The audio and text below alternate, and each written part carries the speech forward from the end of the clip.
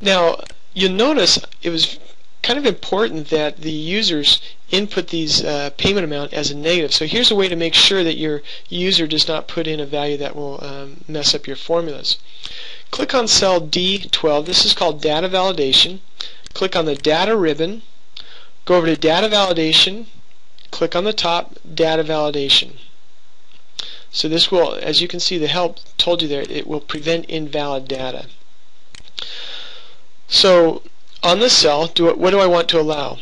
I want to allow any decimal that is less than or equal to a maximum of 0. Which means if someone puts in a number greater than 0, it will deny it. Now I can help people to know what they're supposed to enter. So I'll say enter payment amount. And then I'll give an input message to help people say, please enter your payment amount as a negative number. And I want to give an alert, so stop, say, this is the message that will come up if they put in a positive number, incorrect payment amount. And the error message is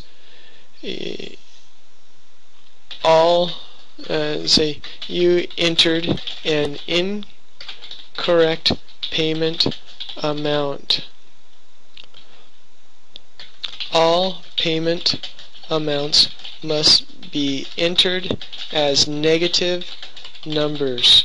Please try again. Now don't get too funny on this because people don't want to see that error message more than once if you're kind of making fun of them. So hit OK.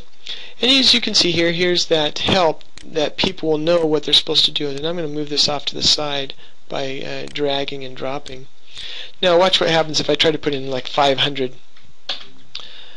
You see here's the title that I typed in, incorrect payment amount. You enter an incorrect payment amount and you can see the message. So I'm going to retry it. That's what the user would be allowed to do.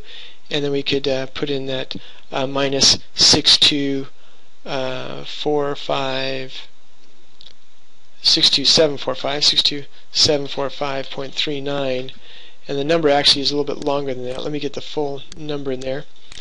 You can see if you look down below, since I only put in 0.39, it doesn't reconcile to the penny. So let me give you the longer number that will make sure that reconciles. 488251115.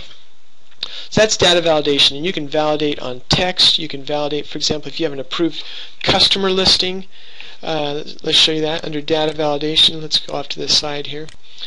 You can do a data validation that under your settings can be a list, and that list can be names, for example, so that if someone tries to put in invalid vendor name, it would deny it.